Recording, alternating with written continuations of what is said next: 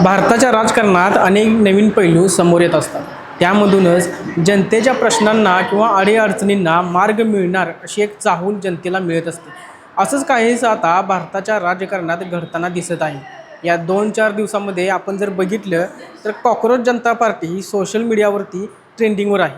अशातच त्यांचे आता एक्स अकाउंटसुद्धा बंद करण्यात आले आहे. आता हे अकाउंट का बंद करण्यात आलं आहे, त्यामागं सरकारचा काय हात आहे, या सगळ्यांची तपशीलवार माहिती आजच्या व्हिडिओमधून आपण जाणून घेऊया. त्यामुळे व्हिडिओ हा शेवटपर्यंत बघा. नमस्कार, मी साजिद. आपण पाहताय तरुण भारत कोल्हापूर. सरन्यायाधीश सूर्यकांत यांनी देशातील युवकांबद्दल एक विधान केलं जे आपल्या सगळ्यांना माहिती आहे. त्यानंतर छत्रपती संभाजीनगरमधील अभिजित दिपके याने सोशल मीडियावर कॉकरोच जनता पार्टी या नावाने पार्टी सुरू केली आणि सगळीकडे चर्चेचा महापूर पसरला. आता या पार्टीला सोशल मीडियावरचे त्यांचे अकाउंट बंद करण्यात आले आहे. 16 मे 2026 रोजी ही पार्टी चर्चेला खूप आली. सोशल मीडियावर त्यांचे फॉलोअर्स देखील झपाट्याने वाढले. यांचं अकाउंट बंद करण्यामागं अधिकृत कारण समोर आले ते म्हणजे एक्सच्या नियमानुसार जेव्हा एखादं अकाउंट विशिष्ट देशामध्ये ब्लॉक केलं जातं तेव्हा तिथले स्थानिक कायदे, न्यायालयाचे आदेश किंवा सरकारी कायदेशीर तक्रारीनुसार ते केलं जातं. हे अकाउंट बंद केल्यानंतर अभिजित दिपके यांनी असा आरोप केला आहे की आधी हे अकाउंट हॅक करण्याचा प्रयत्न झाला होता पण तो अयशस्वी ठरला. त्यानंतर कायदेशीर कारवाई करून हे अकाउंट जे आहे ते भारतामध्ये सस्पेंड करण्यात आले. पण हे अकाउंट बंद झाल्यानंतर लगेचच तरुणांनी कॉकरोच इज बॅक या नावाचे एक नवीन अकाउंट सुरू करून तुम्हाला वाटलं का तुम्ही आम्हाला थांबवू शकता अशी पोस्ट टाकून पुन्हा एक नवीन डिजिटल चळवळ सुरू केली. या पार्टीचे सोशल मीडिया अकाउंट बंद झाल्यानंतर सरकारला प्रश्न विचारण्यात आला की या पार्टीबद्दल भीती का वाटते. या डिजिटल पार्टीकडे कोणताही पैसा नाही, कार्यकर्ते नाहीत, रस्ते ब्लॉक करणारे लोकसुद्धा नाहीत, तरी देखील सिस्टीमला का भीती वाटते. याचं कारण म्हणजे डिजिटल युनिटी आणि सटायर व्यंग.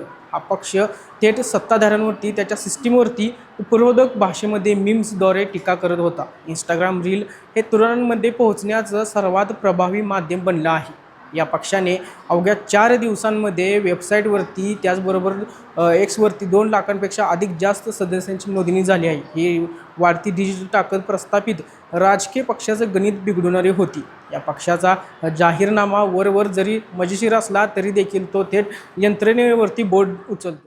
सरन्यायाधीशांच्या निवृत्तीनंतर कोणत्याही राज्यसभेची जागा किंवा सरकारी पद दिलं जाऊ नये. पक्ष बदलणाऱ्या आमदार आणि खासदारांवरती 20 वर्षाची निवडणूक बंदी घालावी. संसद आणि केंद्रीय मंत्रिमंडळामध्ये 50% जागा महिलांसाठी राखीव असाव्यात.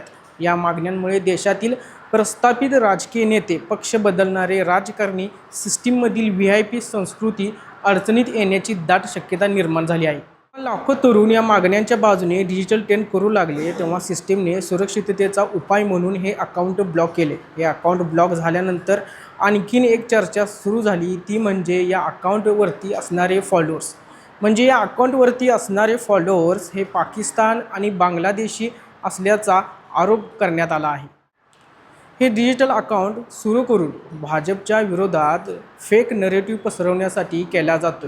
या सोशल मीडिया पेजला अचानक कोट्यवधी फॉलोअर्समधील मोठा हिस्सा हा पाकिस्तान, बांगलादेश, तुर्की आणि सौदी अरेबियामधील आहे असे देखील सांगण्यात आले.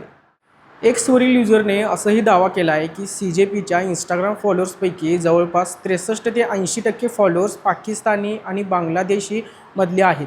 भारतातील फक्त 9 ते 14% फॉलोअर्स आहेत असंही त्यांनी दावा केला आहे.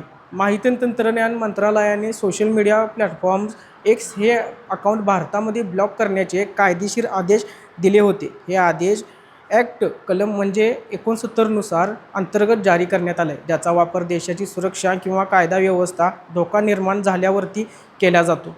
सरकारी सूत्रांचं असं म्हणणं आहे की हा निर्णय कोणत्याही राजकीय भीतीपोटी नाही तर प्रतिबंधात्मक उपाय म्हणून घेण्यात आला आहे.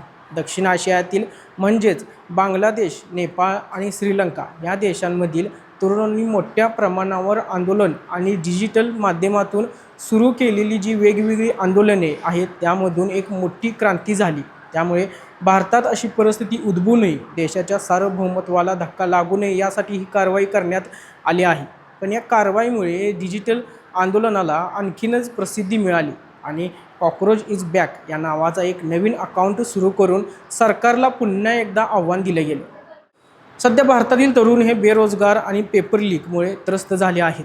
त्यांच्यासाठी कॉकरोच जनता पार्टी हे त्यांचं दुःख, राग व्यक्त करण्याचं एक माध्यम बनलं आहे. परंतु प्रत्यक्ष राजकीय पर्याय बनू शकत नाही, ह्याची काही कारणे समोर आली आहेत. हा पक्ष फक्त इंटरनेटवरील मीम्स आणि ट्रेंडवरती चालतो. प्रत्यक्ष निवडणूक लढण्यासाठी कार्यकर्ते, बूथ मॅनेजमेंट, निधी आणि ठोस धोरणांची गरज असते. हा ट्रेंड एका विधानावरती संतापापासून जन्माला आला आहे. त्यामुळे हा पक्ष राजकारणामध्ये आपले पाय पसरू शकतो का, त्याकडे सर्व भारतीयांचे लक्ष लागणार आहे. या पक्षाबद्दल आणि सरकारने जे त्यांचे सोशल मीडिया अकाउंट बंद केले आहेत त्या निर्णयाबद्दल तुम्हाला काय वाटते हे आम्हाला कमेंट करून नक्की सांगा. अशा नवनवीन आणि ट्रेंडिंग व्हिडिओसाठी तरुण भारतच्या यूट्यूब, इंस्टाग्राम, फेसबुकला फॉलो करायला विसरू नका.